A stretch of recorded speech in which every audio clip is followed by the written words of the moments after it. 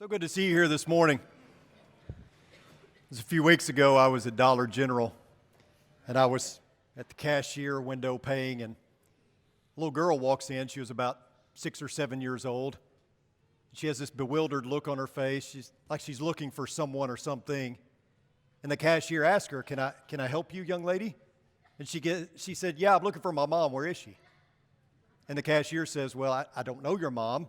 What does she look like?" And the little girl says, "She looks like this."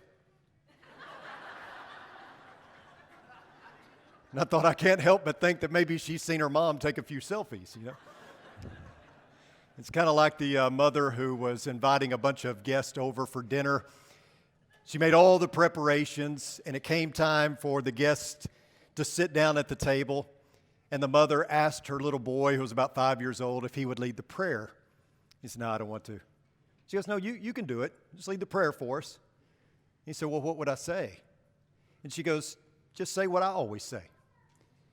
And so he said, "Dear Lord, why did I invite all these people over for dinner?"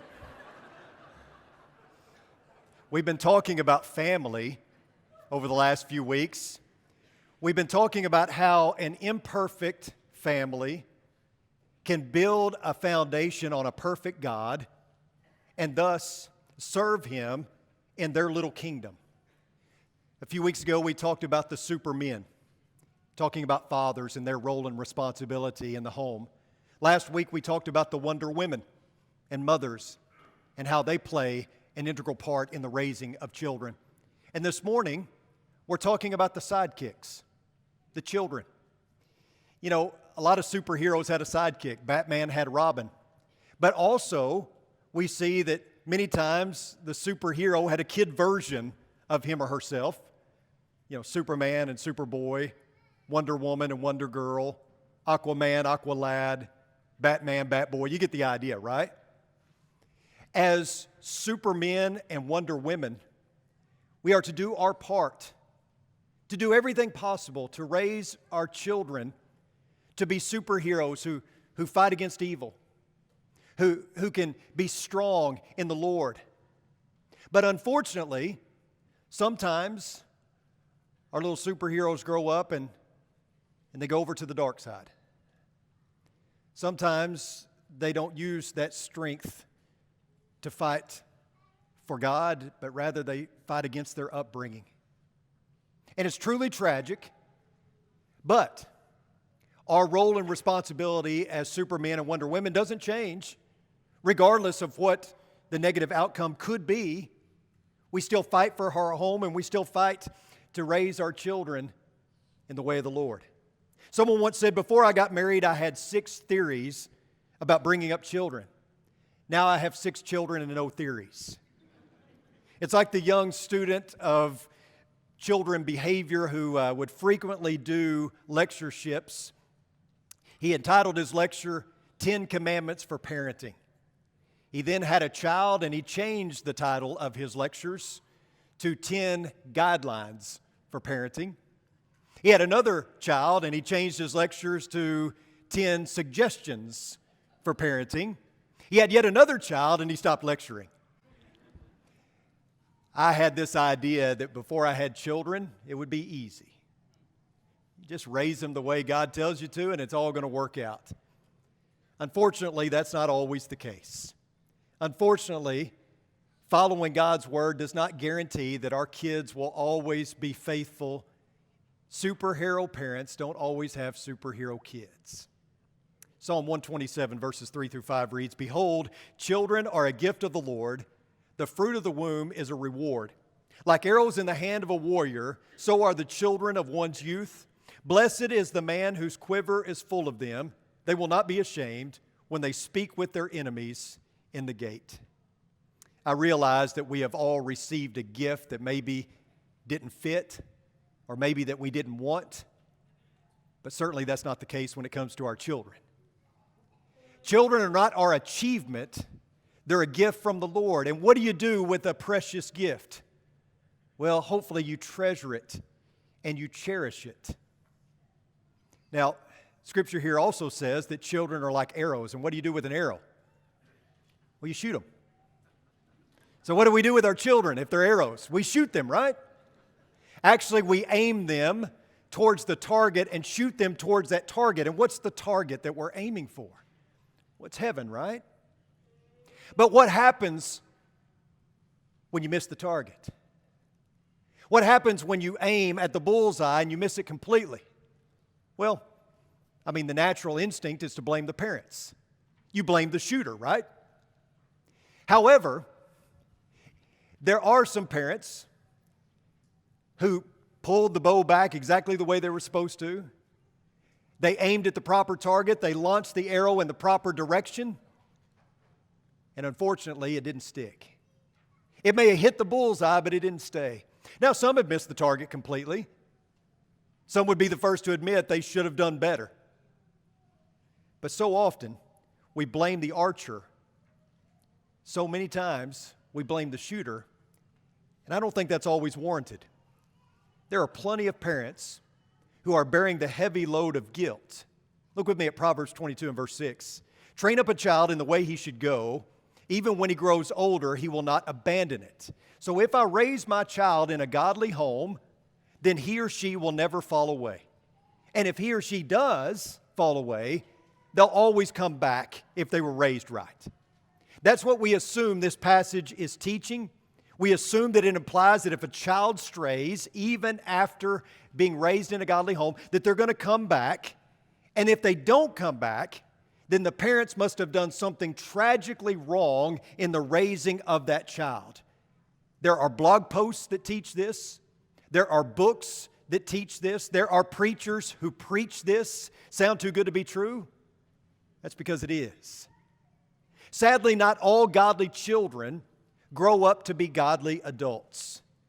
And there are parents, some even sitting in the auditorium this morning, who are currently dealing with the pain of having a wayward son or daughter.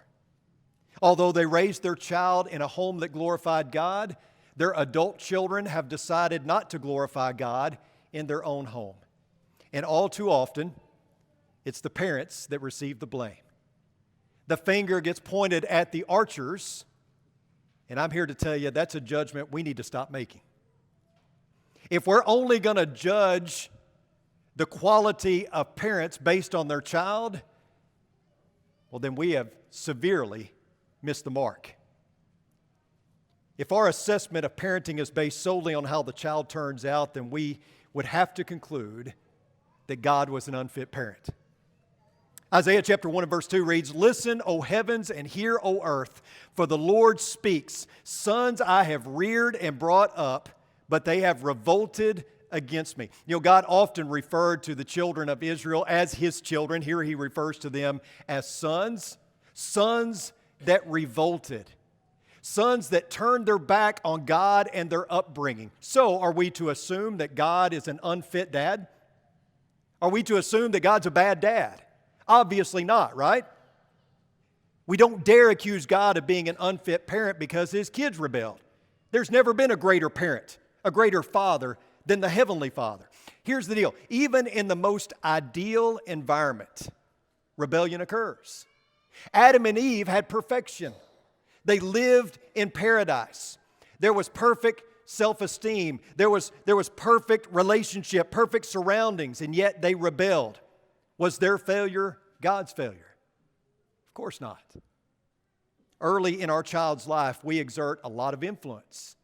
We are perhaps their only influence early on, but as they grow into adulthood, we don't have that same power. The devil certainly has influence, but even he didn't force Eve to take of that forbidden fruit.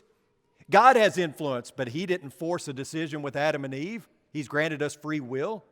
Teachers, coaches, many people in our lives have influence, but we have a choice. Here's the deal. If you go back to Proverbs chapter 22, verse 6, it says, "Train up a child in the way he should go. Even when he grows older, he will not abandon it."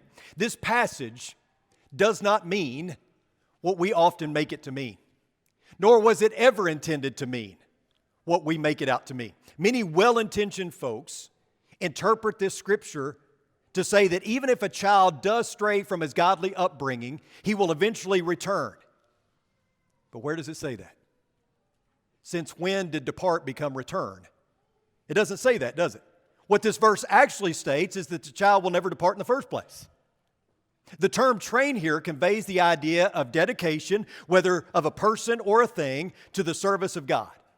In the context of Proverbs chapter 22 and verse 6, it has to do with the parents' mental resolution to train or guide their children toward eventual service on behalf of their Creator. But take special note of the fact that the text reads, train up a child in the way he should go. Now that's significant. Scholars are somewhat conflicted about the true meaning here. One commentator, Albert Barnes, says that in the way he should go indicates according to the tenor of his way, i.e., the path especially belonging to, especially fitted for the individual's character. So if that's the case, then Proverbs 22 and verse 6 seems to be saying that when godly parents resolve to raise their children in service to God, and when the training is done in harmony with that child's unique personality, that it will generally prove to be the case that that child will remain faithful. Generally. Not always. You see, Proverbs are principles. We talk about good Bible study, and we've talked about that a lot over the last few years. If we're going to engage in proper Bible study, we have to understand the literature, we have to understand the context. We've talked about all that. Proverbs were never meant to be ironclad rules. They're not absolute truths. They're profound teachings. They're great words to live by, but they're principles, not promises. I can give you an example. Proverbs 16 and verse 7 reads, when a man's ways are pleasing to the Lord, he makes even his enemies to be at peace with him. So let me get this straight. As long as I'm kind to other people, as long as I follow the way of the Lord, I'm not going to have any enemies. Is that true? Obviously not. There are some people, no matter how kind you are to them, no matter how godly you may act towards them, they're not going to come over to your side. They're still going to be your enemy, unfortunately. Did Jesus always follow the ways of the Lord? Absolutely, 100% of the time, right? Was he always at peace with his enemies? I think you can answer that with the cross, right? Proverbs are principles. They're not promises. It's always good and right to live a righteous life characterized by high morals and standards and values. It's always good and right to live in such a way where you're kind and compassionate to your fellow man. It's just not an absolute guarantee that by doing that, everybody's going to be kind to you in return. Just like raising your children in a godly home, unfortunately, does not guarantee that you will have godly children or godly adults. Is it still the best way to raise your children? Absolutely. Is it still our calling as parents? Absolutely. A father of 5 stopped at Walmart and bought his kids a toy. He came home and he gathered all his children together and he said, okay, who deserves this toy? Of course, they all raised their hand. And so he gave a qualifier. He said, okay, which one of you kids always obeys your mother and you always do exactly what she tells you to do? And they all kind of looked around and one of them said, Daddy, you get the toy. You're the only one that does that. Mark Twain once said, when I was a boy of 14, my father was so ignorant I could hardly stand to have the old man around. But when I got to be 21, I was astonished by how much he had learned in 7 years. By and large, young people and even adults are not real keen on authority, right?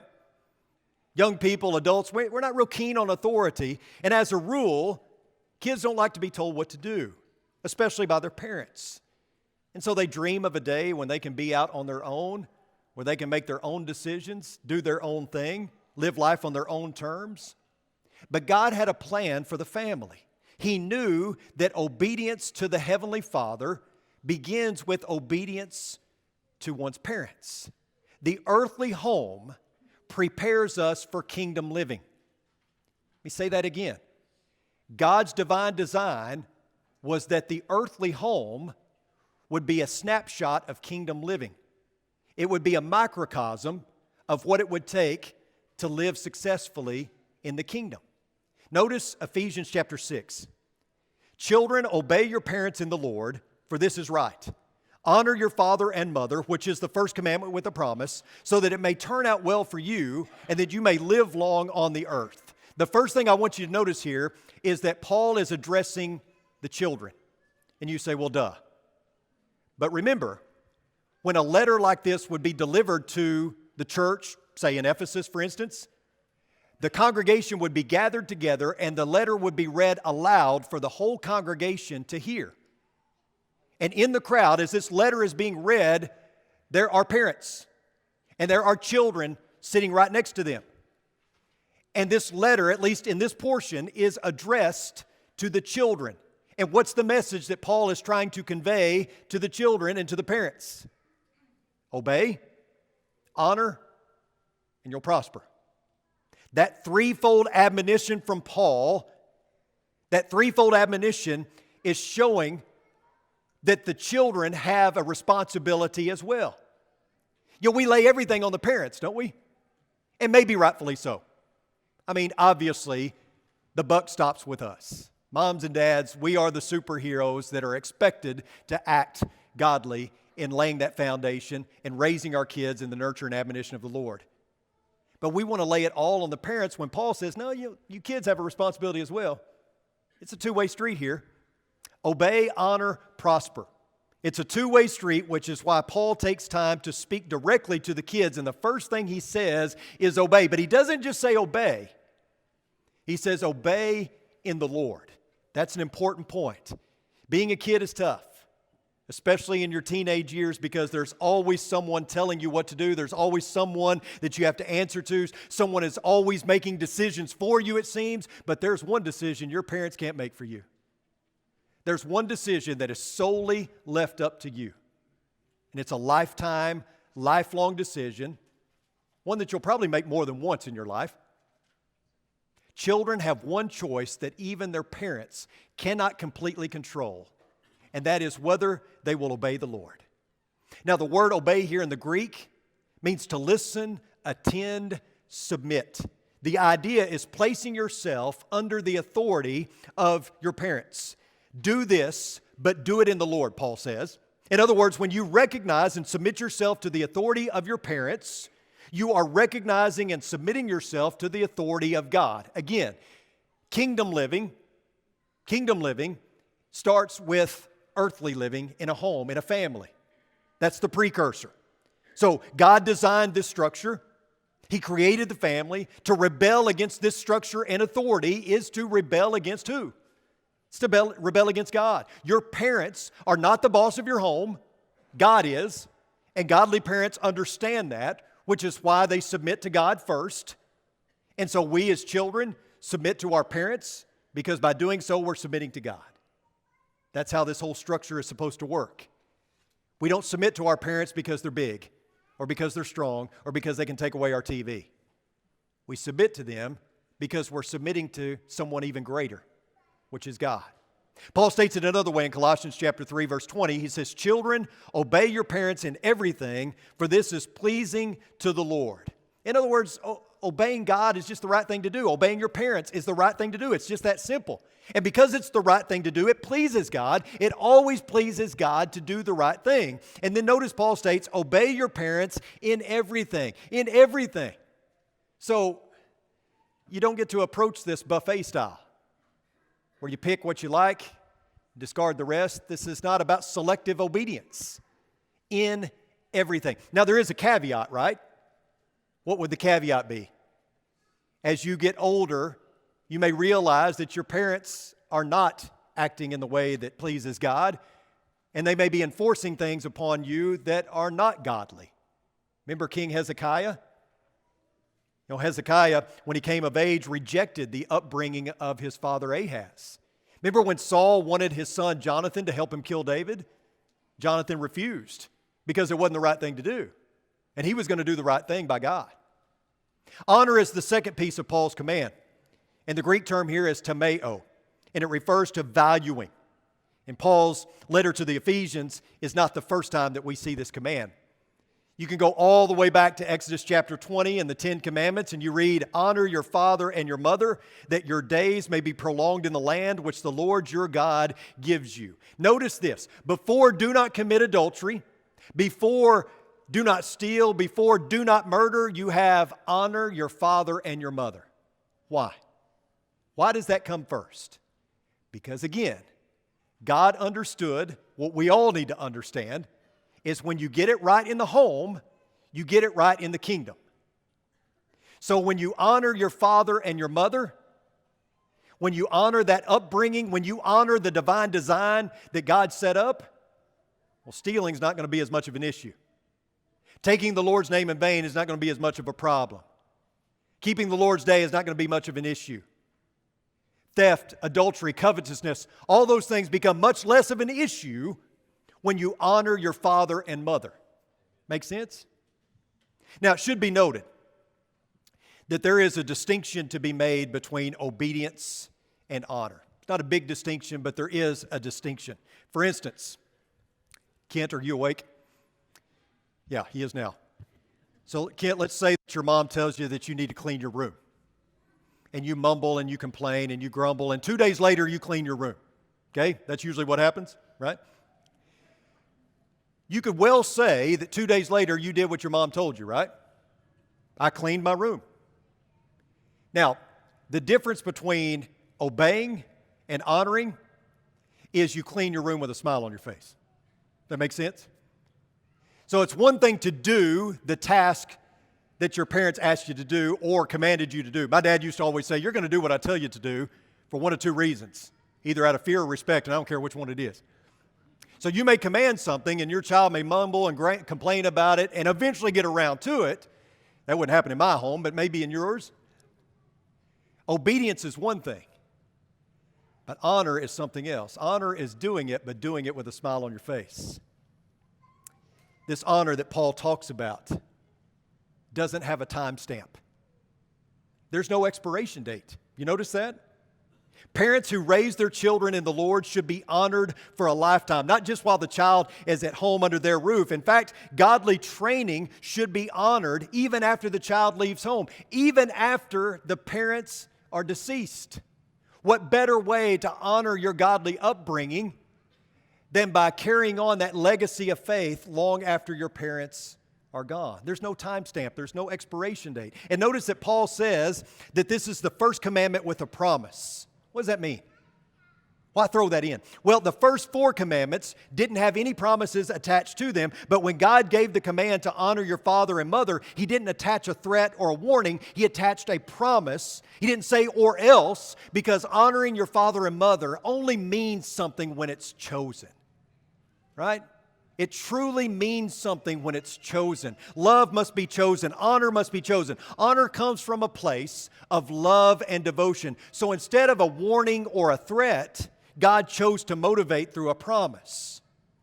Honor your father and mother and live long and prosper. Is that the Spock symbol? Can't do it. Live long and prosper. How does this honoring and obeying my parents make me live longer? Well, if you look at Romans chapter 1, Paul writes, and just as they did not see fit to acknowledge God, God gave them up to a depraved mind to do those things that are not proper, people having been filled with all unrighteousness and wickedness, greed and evil, full of envy, murder, strife, deceit, and malice. They are gossips, slanderers, haters of God, insolent, arrogant, boastful, inventors of evil, disobedient to parents, without understanding, untrustworthy, unfeeling, and unmerciful. And although they know the ordinance of God, that those who practice such things are worthy of death, not only to do the same, but also approve of those who practice them. Did you know that under the law, disobedient children were stoned to death? So, when Paul says, do what your mother and father tell you to do so that you'll live long and prosper, so is he talking about, hey, do what they tell you to do so you don't get stoned? That's not really what he's talking about. Although I do find it interesting that among the most egregious sins, the most vile offenses against God here in Romans 1, you find among inventors of evil, all these other things, murders, you find disobedient to their parents? Wow. It just goes to show how serious God takes his divine design. But what Paul is doing when he says that if you obey your parents, you will live long and prosper, he's not talking about you'll live to be the ripe old age of 100. He's taking that promise from the old law, the promise of Canaan, the promise of a land flowing with milk and honey, and he's applying it to New Testament Christianity. That when we honor and obey our parents, it leads to a prosperous life here, perhaps, but more importantly, in heaven with our true Father, right? In other words, things go better for you at home and in life when you honor and obey your parents. When we play by the rules, we win, right? We win the ultimate prize. It's really not that hard. Like we said before, though, knowing what to do and doing what we know are two different things. There was an elderly man who was really decrepit. He shook uncontrollably at times. His false teeth chattered in his head. He missed his mouth more than he hit it. And he was under the care of his son and daughter-in-law. He had moved in with them because they had nowhere else to put him. This didn't make the daughter-in-law happy. She didn't want him there. She thought he was disgusting. She thought he was a drain on their time and their resources. And one night they were sitting at the dinner table, as they did each night, and he was spilling food everywhere. He was shaking. He was moaning. He couldn't hardly see. And finally she said, "That's it. I've had enough." And she orders her husband to take his dad by the arm and move him to the corner of the room. Sit him in the corner in a high chair that has high sides on it so that they can't see him. He's out of sight. They can hear him, but they can't see him. They give him an earthen bowl to eat out of, and they just leave him so that they don't have to mess with him. Well, this goes on for a few days. And finally, one evening, as the old man is eating his supper in that earthen bowl, he drops it because he's shaking uncontrollably, and it falls on the floor, and it breaks and shatters everywhere, sends food everywhere, and the wife is completely and totally at her wit's end. She said, "That's it. If you're gonna be a pig, you can eat like a pig." And she orders her husband to make him a trough. We'll just feed him out of a trough. Her husband does that, sets a trough in front of him, and he eats out of a trough. One evening, the couple had a little boy that was about 6 or 7 years old, and he was working diligently on something. And the dad is curious, and he goes over to him. He says, "Son, what are you doing?" He said, "Well, I'm making a trough so that I can feed you and Mom someday." And with that, the father looked at his wife, and they began sobbing. They immediately made some changes. They brought the old man back to the dinner table.